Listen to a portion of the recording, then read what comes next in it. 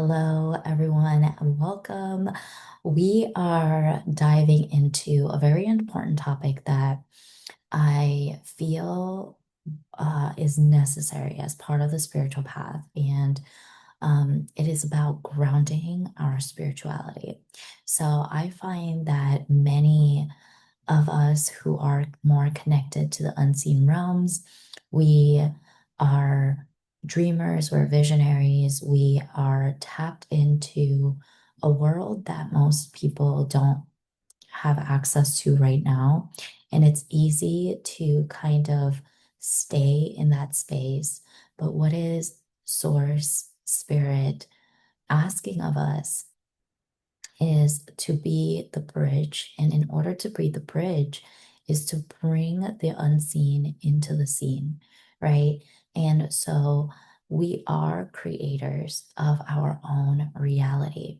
Therefore, what persists in our 3D world is a mirror of what is happening in our subconscious.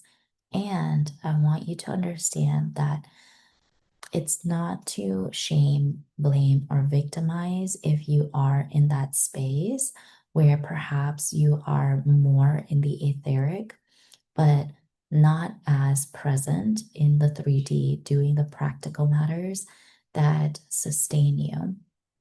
And how do we bridge that gap? So, when we're moving through a massive transition, our identity begins to change. Things that are no longer sustainable for us, especially as we move into higher frequencies, are going to fall away. That's why you're going to see a big shift in your career, your relationship, in your health. Those things are coming up because your soul is asking something of you. Usually, that thing is a thing that we've neglected to look at, or it's clearing space because our energy has been misplaced. And so, throughout our journey of the soul, we are always balancing, we're always coming into harmony with our soul's highest desire for you. And the shifts, the changes, the transformations that you experience are like reset points because it shows you where you have been living out of alignment with your soul, but through the 3D lens, right? So if you have been in a career that you uh, that you didn't actually like. You were just in it because you were taught that this is the only way that you can make money. You are in it because for your beliefs were tied to survival, and you feel like you can't step into the true soul work that you do, and you've been clinging on to your day job for safety.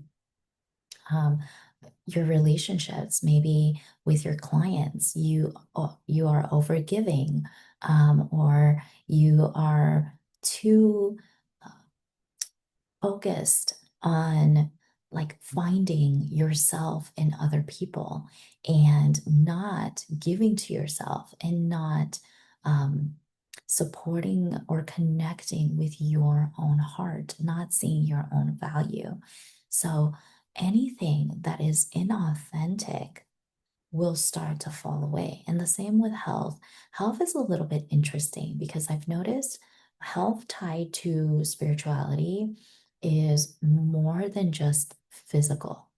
It's more than just, um, are you going to the gym regularly? Oftentimes, if it's like chronic illness or a sickness that came out of the blue, like cancer or something else, um, it's because the same thing. The soul is asking where you have been disconnected with your true self. And usually, chronic illness comes from chronic neglect of taking care of your emotional, physical, and spiritual well being. So, usually, when you adjust those things, you set your boundaries, you make alignment to live a more authentic life in regards to your career, your relationships and your health routines, those things kind of disappear, right? The challenges, the lessons were learned, and it and you move on. You get to progress in your soul journey. And this is where it gets really important because a lot of times people think that they should be doing something. I should be marketing. I should be like being more present in my relationship. When in fact, perhaps what is your soul asking of you is something different. Perhaps what your soul is asking of you right now is not to pursue another career, not to pursue another relationship, but to really go within, focus on yourself. Because so many times I've done this in my own journey, and I would often shame myself because it's that voice of the inner child or the inner critic that has received criticism of always constantly needing to like fit myself into what I think I should be doing because that's what other people would consider as successful, useful, um, and it would give me a sense of validation and worth if I were to see it through the lens of their eyes. So I remember in my journey, it was not about trying to maintain an external success, but going within and identifying what does success mean to me. And when I was doing shadow work, I asked, how is this situation benefiting me? Because a lot of the questions I asked was like, why am I procrastinating on certain things? Why am I not doing what I consciously know I want to do, right? Perhaps consciously, you want to build your business. Consciously, you want a relationship. Consciously, you want better health routines. But why are you not doing that, right? And it's oftentimes either an emotional block or a spiritual block. And I don't want to use block as a bad word, but it's almost like your soul is getting you to look at something that you've missed and overlooked before you feel that alignment to go outward. So when I looked at a lot of the things for me as to why I was procrastinating or why am I not, performing, it was because my soul desired rest. And there was some shame or guilt or feeling that I was not deserving of rest. And then a bunch of beliefs attached to that, meaning I was always told that, like, when I was younger, like, this is something that just came up in my vision. When I was younger, my mom would always tell me to make myself useful through, like, if I didn't have homework, I should be assigning myself homework. I should be studying in my free time. And if I wasn't quote unquote busy in what she described as busy, um, I would be helping out with responsibilities in the house, like chores, making phone calls, paying the bills, and or working for my family business. So I never actually had time to rest. And over time, that taught me that rest was not okay. That rest was me being lazy, and that if I had any free time, that it would not be, it would determine like my success, right? So, how did that translate over to me starting my own business? I never gave myself a break. I never had a chance to breathe. I was always doing personal development work. I was always showing up online. I was always taking actionable steps to further my business. But where did the disconnect happen? Because now I started adding things to my plate that perhaps I didn't need to, right? That whole make yourself look busy. I was adding things to my plate that I didn't truly value, didn't give me fulfillment, and perhaps wasn't the way I even wanted to run my business. So when things stopped working and when my soul guided me to art, I had like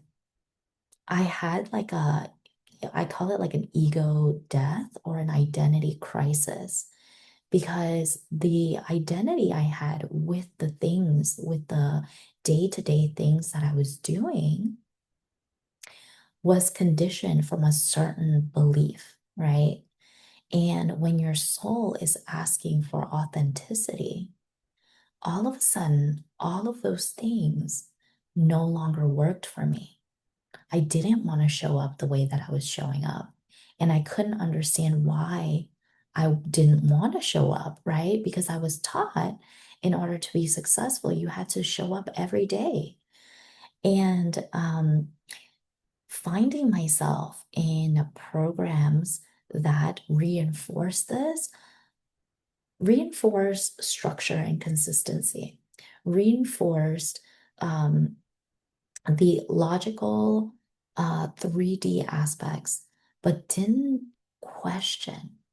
make you sit and think about the emotional fulfillment that you would get or the things that you really valued in life, like spending time with my kids and spending developing a relationship with my clients, wanting to build a stable foundation that lasts and wanting to build a a day-to-day routine that honored my creative outlet, my need for alone time, my need to express myself creatively. And then when my cup is full, stepping into service for other people, right? Versus before, that mindset was always make yourself look busy because for external validation to be successful and to be useful, right? And so the it's about the root. Where are you operating from in your root, your foundation? And is your foundation from your soul or is your foundation from an external source? So oftentimes in the spiritual journey, when we move towards authenticity, we move towards more soul-led living, we are asked to trust. We are asked to trust our intuition and we are asked to reconnect, or how do I say this? Like, it's not repair, because I don't want to say repair your relationship to yourself, but perhaps strengthening your relationship to yourself, right? Because there's nothing wrong with us. It's just the conditioning has made us focus on things that are not really important to us. So we're refocusing our attention, refocusing our energy, and refocusing the the values, the things that are important to us, right? And this is the healing process. The healing process is being able to go within to notice the patterns that have been playing out in your life and to feel some of the feelings that you didn't allow yourself to feel. And oftentimes, those are really hard feelings because they're shameful, right? Or they're rooted in guilt, or it's rooted in betrayal. And I want you to also understand that what we feel externally, as in if some relationship betrayed us, right? If someone um, let's say if your business partner like decided that they were going to go off on their own, even though they promised to stay with you, or in your relationship, your partner cheated and was not faithful to you.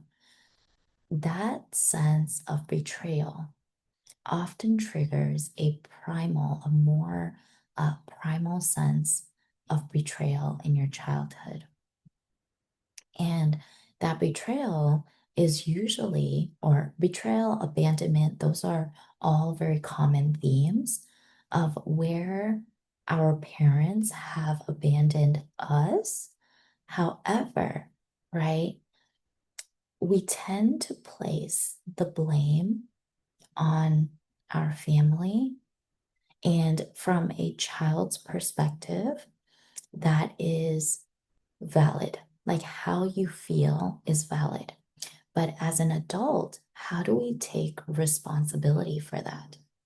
We can't blame other people um, because we can't make them show up for us. We can't control how other people are. So, what that wound is asking of you is, where have I betrayed myself and continue to betray myself long after the fact of growing up, right? We're no longer with our parents, we're no longer with our relationships. So, where do I continue to abandon myself? Where do I continue to shame and criticize myself long after the fact of the past, right? So, when we can find those patterns and heal those patterns, we are actually, and again, I keep saying healing, but you're not broken. You are always whole. It's just redirecting your focus, redirecting your energy to what matters to you, right? Now, this is the whole part of healing. This is the whole part of being in alignment with your soul. So, where does the grounding of all the spiritual stuff that you're picking up, right? Now we're tapping into something etheric, your third eye, your intuition. Some of you have spiritual gifts that are projecting into the future. You can see the future. You know you're here to build the future. You are getting visions of maybe ancient wisdom, connecting with multidimensional beings, and you're getting guided to bring this futuristic energy, more rooted in love, harmony, balance, compassion, more innovation, right? New technology. How do you bridge that? How do you bridge the inner work that you're doing on yourself to bringing what you see in the etheric realms into the body, into embodiment? And this is where I'm moving in. Um, this is the liminal space that I've been navigating this year, right? Which first is the embodiment piece, because we know that New Earth is embodied in love. So, how are we anchored in love daily, right? And that is through the honoring of redirecting our energy towards love. Um, innovation. Innovation has been so interesting for me. So, first, it was me embodying, living, truly living in harmony with nature, trusting my intuition, connecting to the frequencies that want to come through, and allowing myself to stay connected with those frequencies and acting from alignment with those frequencies. I may not understand some of the frequencies that are coming through. For example, Lumerian, Atlantis was coming through, Egypt was coming through. It was bringing through remembrances of leadership, of the divine feminine wisdom. And how do you embody that, right? And the embodiment of it was the frequency of it was very still. It was very much like radiant. It was very much in divine feminine energy of connection to your creativity, connection to this, like, it was like the slowness that I've never experienced before because I was always on the go.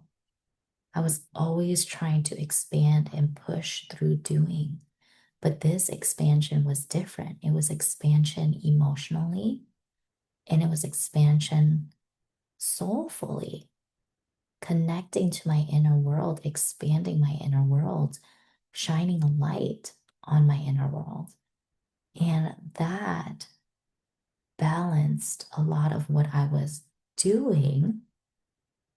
But now bringing that into alignment with my inner world, I now have a solid foundation internally to start building externally. So, whatever I do, all the action steps that I take, the programs that I create, and this is a big one for coaches, healers, light workers that know they're here to lead other people, right? So, you lead through leading yourself first. You lead through embodiment first. And when you're embodied, then what you do after the fact, the action steps you take are in alignment with your values. They're in alignment with the bigger vision. So if you're watching this and you feel stuck, there are a couple areas where people get stuck. You're still in the in-between phase, meaning things are still falling away and the building phase hasn't come yet. When you're in this in-between phase, the best thing you can do is to ground a little bit each day, the version of you that you're moving towards, or the version of you that feels more authentic. And oftentimes, when you close your eyes and you connect with your soul, it's this feeling of love, peace, acceptance, right? Compassion. And so, if you can ground those feelings, those energies into your body every day, you're shifting your focus. You're shifting your focus to giving yourself love, to giving yourself compassion, to feeling that peace so deeply in your nervous system that that is what is going to be attuned to when you meet other people or when you start building your business from a foundation of peace and not scarcity or fear. So, when does that actually shift? Because there will come a time, this is how all transformation works. Something falls apart, requires stillness, requires grounding. There will come a point, and your body will know this, right? Your body is inherently intelligent. Your body follows the will of your soul. So, when that clicks, either something externally or something internally will shift you into a new energy. And when that new energy comes, there will be a time where you want to you know, you want to create and build things. So we're always fluctuating. We're always fluctuating between flow, state of openness, creativity, exploration, and we need that. Right? How do you know what works for you? How do you know what you like if your whole life you've lived a certain way and you've never tried anything new? It's almost um, unrealistic to ask someone of this to have their whole life figured out when they've never had the opportunity to try. So accepting that your life will be an experiment. Always going to be an experiment. The degree in which you experiment might be different for each person, but these archetypes live within us. The archetype of a hard worker. Saturn exists in everyone's chart. Saturn asks discipline of all of us, and it'll ask discipline of us in different areas of life, right? Um, so we carry all these archetypes, and it's just how it shows up in your life, the lens in which it shows up in your life is a different flavor for each person. But that goes the same with Chiron. Chiron is the wounded healer. Everyone feels insecure about something. Everyone feels like not good enough in something. And then we also have our natural talents. Everyone excels at something naturally. So this video is about grounding, but it's also about giving you a zoomed out perspective of what you're going through so that you have a greater acceptance of your experience.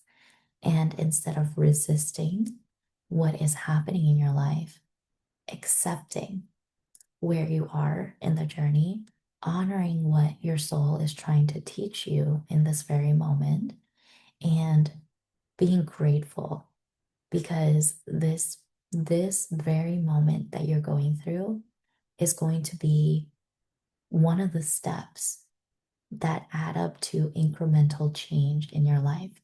That one day you're going to wake up and you're going to realize your entire life changed to everything you were asking for.